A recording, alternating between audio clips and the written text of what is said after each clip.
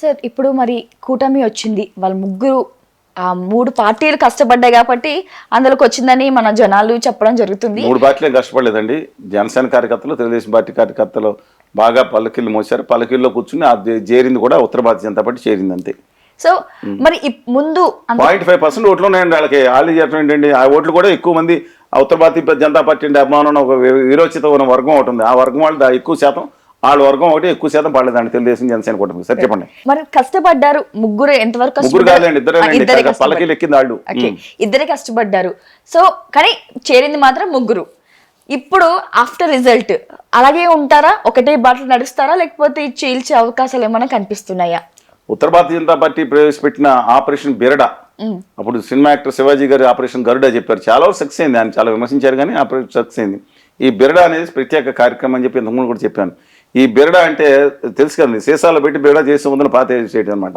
ఇందులో మొట్టమొదటికి బిరడాలు ముగ్గురు బిరడాలు పెట్టారు. ఒకటేమో తెలంగాణ రాష్ట్రంకి కేసీఆర్ గారిని సర్వహింసలు పెట్టి అనుకోని సమయంలో అనుకోని విధంగా ఆయన ఇబ్బంది పెట్టి దాని పార్టీని ఫినిష్ చేస్తే కానీ ఇది రాదనే ఉద్దేశంతో చాలా వరకు సక్సెస్ అవుతున్నారు వాళ్ళు.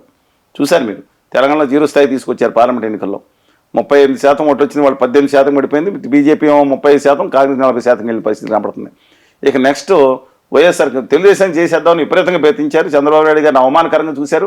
ఇది ఇతను ఏటీఎం అన్నారు, ఆ పార్టీని మీ దేంట్లో సీనియర్ నాకంటే అవినీతిలో సీనియర్, వాళ్ళ కొడుకుని వాళ్ళ మావయ్య గారిని కత్తేసి పొడి చేసేట్టున్న సీనియర్ని అత్యంత భయంకరంగా మాట్లాడి విమర్శించారు. అప్పుడు గౌరవ ప్రధానిగా ఉంటేనే విమర్శించారు ఆయన. అందువల్ల బీజేపీ తెలుగుదేశం వేసేద్దాం అనుకున్నారు. తెలుగుదేశం కార్యకర్త బలం ఉన్న పార్టీ అండి. డెఫినెట్గా మా పార్టీని విభేదించే వాళ్ళు కూడా ఒప్పుకోవాల్సిన పరిస్థితి. కార్యకర్తలు ఉన్న పార్టీలో, బూత్ కమిటీలు ఉన్న పార్టీలో ఎన్టీ రామారావు గారు పెట్టినా చంద్రబాబు నాయుడు గారు ఆ ఆర్గనైజేషన్ నిర్మించుకుంటూ వెళ్ళారు. అది తిరిగి నిలబడింది. దానికి కారణం ఏంటంటే జగన్మోహన్ రెడ్డి గారు చేసిన అనాలోచితమైన కక్షాదించర్లు.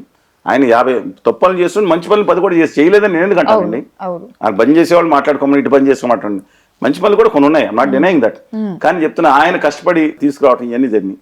లేకపోయి ఉంటే తెలుగుదేశం పార్టీని ఏ రోజు ఫినిష్ చేసి ఉండేవారు 2018 ప్రకారం. కానీ ఈయనకన్నా చంద్రబాబు నాయుడు గారు చాలా వాళ్ళు అనుకుంటారు చాలా ముద్రని, ఇన్ సీజన్ పొజిషన్. దాంతో ఈయన ఆ చేతిలో ఉన్న పెట్ట జగన్మోహన్ రెడ్డి గారు అటు 10 కేసులు 50 కేసులు పెట్టుకున్నారు. ఎప్పుడు కావాలంటే అప్పుడు వేసి వచ్చాయని ఆయన ఉద్దేశంతో. చంద్రబాబు నాయుడు గారిని అదుపులో పెట్టుకుంటానికి అనుకుంటా, అంటే కేంద్రానికి తెలియకుండానే దక్షిణాదిన స్టాల్ వాట్ పొలిటీషియన్ అయిన చంద్రబాబు నాయుడు గారిని అరెస్ట్ చేసి 3 రోజులు జైల్లో పెట్టే ధైర్యం ఉంటుందండి? ఎంత ఒక్కడైనా ఆయన తెలియకుండా జరుగుద్దా? అప్పుడు ముఖ్యమంత్రి గారు విదేశంలో ఉంటారు, కేంద్రం ఉండాలని తెలియకుండానే జరుగుతున్నది. ఆయన పెట్టి వేధింపులు, నేనంటే కేసులు ఉన్నాయి, వేధింపులు చేసింది, అంత నానా హింసలు పెట్టింది తప్పు కదా. ఆఖరికి వాళ్ళే విడిపించినట్టు మళ్ళీ కళ్యాణ్ బాబు వచ్చి నేను మీతో ఉంటానని మాట్లాడారు. విషయం చూశారు మీరు. ఆయన అప్పటికే భారతీయ జనతా పార్టీలో పొత్తులో ఉన్నారు. చేసినట్టు వచ్చి ఇవాళ అందుకని వాళ్ళు ఫినిష్ చేసిన ముందర ఏమనుకున్నారు, చంద్రబాబు నాయుడు గారిని లొంగ తీసుకోవాలనుకున్నారు. ఇప్పుడు చంద్రబాబు నాయుడు గారు కూడా జగన్ గారిని తట్టుకోవడం కష్టం అనుకునే ఉద్దేశంతో అందరం ఆయన సలహాదారులు ఎవరో దిక్కుమాల సలహాదారులు కొంతమంది ఆయన తెలియదు కానీ ఇంతకుముందు ఆ పరకాల గారు పట్టుకున్నారు సలహాలని.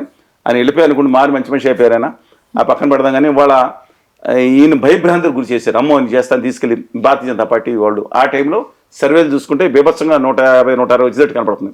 అందరూ లట్టుకుని వేసుకొని వచ్చి 0.5 లేని వాళ్ళకి 25% సీట్లు తీసుకున్నారు. ఇచ్చిన ఆయనకి బుర్రలేదు, తీసుకున్న వాళ్ళకి సిగ్గు ఎలాగ ఉండదు. అంటే ఇదంతా బీజేపీ ఒక బీజేపీ ఉత్తర భారత బీజేపీ కాదండి. బీజేపీ అని శ్యామాప్రసాద్ ముఖర్జీ గారు లాంటి గొప్ప మహానుభావుడు, మదన్ మోహన్ మాలవీయ గారు స్థాపించిన 1915 పార్టీ. అలాగే ముఖర్జీ గారు అంటే ప్రాణాలు అర్పించాడు కాశ్మీర్ కోసం, దేశం కోసం. వాజ్పేయి గారు గొప్ప పార్టీ, సికిందర్ భక్త్ గారు, అనేక మంది ఉన్న పార్టీ. మురళీమోహన్ జోషి గారు, అద్వానీ గారు ఉన్న పార్టీ. ఆ పార్టీ భారతీయ జనతా పార్టీ. ఇది వ్యాపారులు వెస్ట్ ఇండియా ఆదానీ గారి పార్టీ. అందుకని ఉత్తర భారతీయ ఆదానీ గారి పార్టీ. ఈ పార్టీ మాత్రం ఇవాళ ఫినిష్ చేయడానికి చూస్తే చంద్రబాబు నాయుడు గారు సీజన్ పొజిషన్ కాబట్టి ఆయన నెమ్మదిగా లైన్లో పెట్టి భయభ్రాంతులు గురి చేసి పక్కన పెట్టుకున్నారు. ఇక ఆ పార్టీ ఫినిష్ చేయడం కష్టం కాబట్టి జగన్మోహన్ రెడ్డి గారిని పడ్డారు.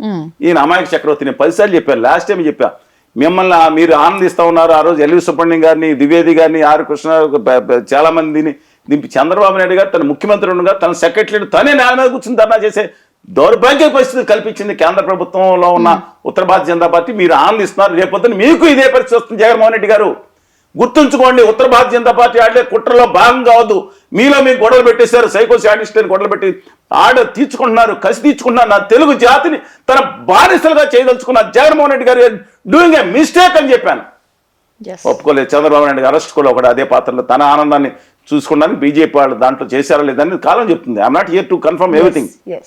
బట్ ఇవాళ ఏం జరుగుతుంది, వైఎస్ఆర్ కాంగ్రెస్ పార్టీని ఫినిష్ చేయడానికి వాళ్ళు మిగతా వాళ్ళని 11 మంది, ఇవాళ 15 మంది ఎంపీలు ఉన్నారు, 11 మంది ఎమ్మెల్యేలు ఉండొచ్చండి, 39 మంది 40 మంది ఎమ్మెల్సీలు ఉన్నారు వాళ్ళు వైఎస్ఆర్ కాంగ్రెస్ పార్టీకి.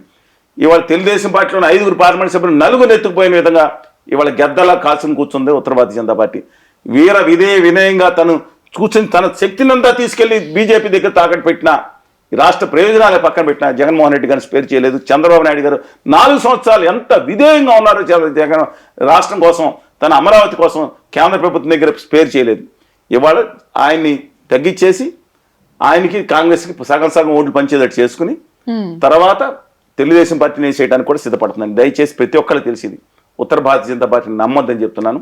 ఆ కుట్రలో దయచేసి భాగం కావద్దని ఇవాళ రైట్ టైం వచ్చింది, కేంద్రంలో తమ మీద ఆధారపడి వచ్చింది, రేపు పొద్దున బ్యాకప్ పెట్టుకుంటున్నారు. ఆ లోపే దయచేసి చంద్రబాబు నాయుడు గారు ఇవాళ ఆయనకి ఇవాళ ప్రమాణ స్వీకారం చేయబోతున్న సందర్భంలో కూడా ఖచ్చితంగా శుభాభినందన తెలుపుతున్నాను.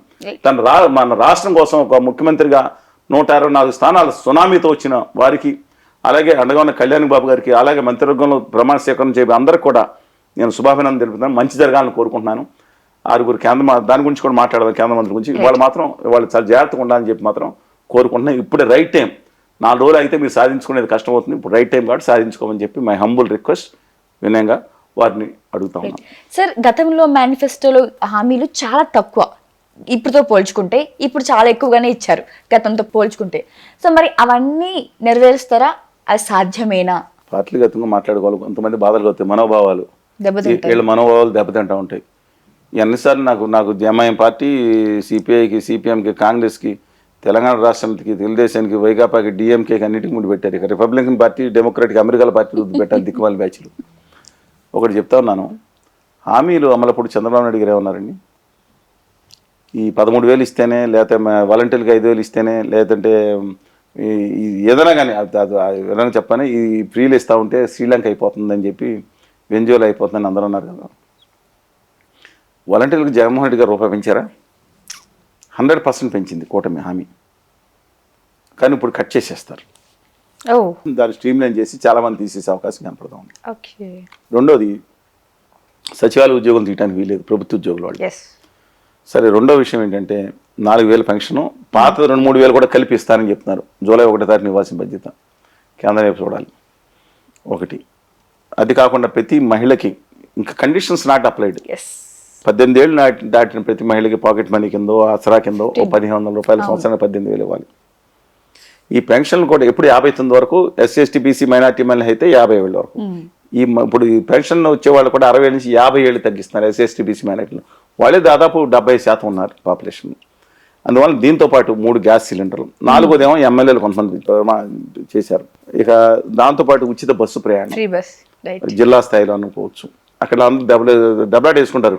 బస్సు విశాఖపట్నం వరకు వెళ్తుంది అనుకోండి, సింహాచలం వాళ్ళు బయలుదేరి చెప్తున్నానండి, మేము అన్నవరం వస్తున్నాం అన్నారు అనుకోండి, జిల్లా దగ్గర దింపేస్తే కుదరదు కదా. అక్కడ చిన్న చిన్న విషయాలు బట్టి రద్దుకోవచ్చు. ఇది ఎంతమంది పిల్లలు ఉన్నా సరే, ఇవన్నీ దీంతో పాటు ఇంకా కార్యక్రమాలు చాలా ఉన్నాయి. ఇవన్నీ చేయటం కొంచెం కష్టసాధ్యం. కానీ జగన్ గారు తను చేసింది అమలు చేసినప్పుడే ఓడించి ప్రజలు ఇది చేస్తే ఇంక మన కూడా ఓడిస్తారు, ఇది అనవసరం అనుకోడు కూడా వచ్చేది. కేస్ స్టడీ అయింది, ఇండియాలో కేస్ స్టడీ అయింది. నా అభిప్రాయం ప్రకారం బడ్జెట్ కోసం 70,000 కోట్లు అదనంగా దీన్ని ఖర్చు పెడుతున్నారని ఆ రోజు ఆరోపించిన నేపథ్యంలో ఇప్పుడు కొత్తగా పెట్టిందని ఇంకో 70,000, 80,000, 90,000 కోట్లు అవుతుందంట. అంటే 5 ఏళ్ళు ఎంత అవుతుందండి? 4 లక్షల కోట్లు. అమరావతి మాత్రం self finance project. I totally support Amaravati అండి. అమరావతి మహిళల మీద కానీ వాళ్ళు చేసిన దౌర్జన్యాలు కానీ క్రితం ప్రభుత్వం totally I against that. It is self financing project. I can explain you in detail. But సమాంతరంగా ఇచ్చాప నుంచి హిందూపురం కూడా డెవలప్ చేయాలని కోరుకుంటున్నాను. అమరావతి వరకు it will sustain, may take some time, it will sustain. కానీ మిగతా విషయాల్లో మాత్రం చాలా కష్టం అవుతుంది. కేంద్ర ప్రభుత్వ సహకారం రావాలంటే ఖచ్చితంగా హోదా విభజన హామీలు తెచ్చుకుంటే కనుక అది సాధ్యమే. సాధ్యం అవన దుర్మార్గులు, దుష్టులు, నీచులు అనే పదం వాడుతున్నా. ఆంధ్రప్రదేశ్ విభజన హామీలు, ప్రత్యేక హోదా వద్దనే వాళ్ళు నీచుల కింద లెక్క వాళ్ళు. ఇవాళ కొత్తగా ఉత్తర భారతీయ జనతా పార్టీ బ్యాచ్ కథలు అల్లుతా ఉంది. ఈశాన్య రాష్ట్రాలకు ఇస్తున్నారు. మరి రాహుల్ గాంధీ గారు అధికారంలోకి వస్తే నేను మొట్టమొదటి సంతకం అన్నారు. అప్పుడు సాధ్యమైంది, ఎందుకు సాధ్యం అవ్వదు? సాధ్యమైంది, వదిలేసేయండి అని ఒక చెత్త బ్యాచ్ సలహా ఇస్తాం. విభజన హామీలు అవసరం లేదా? రాయలసీమ ఉత్తరాంధ్ర నిధులు అవసరం లేదా? ఎంత దుర్మార్గులండి వీళ్ళు! విషం కక్కుతున్నారు ఆంధ్రప్రదేశ్ మీద. ఇవాళ లోకేష్ గారు ఏం మాట్లాడారు, విభజన హామీల కోసం నేను ప్రయత్నిస్తాను అన్న సంతోషం, ఒక పాజిటివ్ ఆస్పెక్ట్. జనసేన నేత సత్య గారు కూడా నాతో మనం విభజన హామీలు ప్రత్యేక హోదా మీద ఒక అఖిలపక్ష కమిటీ ఏమైనా ప్రభుత్వాన్ని చేద్దాం, అందరం కలిసి వెళ్ళాలండి అని చెప్పారు. పాజిటివ్ అప్రోచ్ ఇది.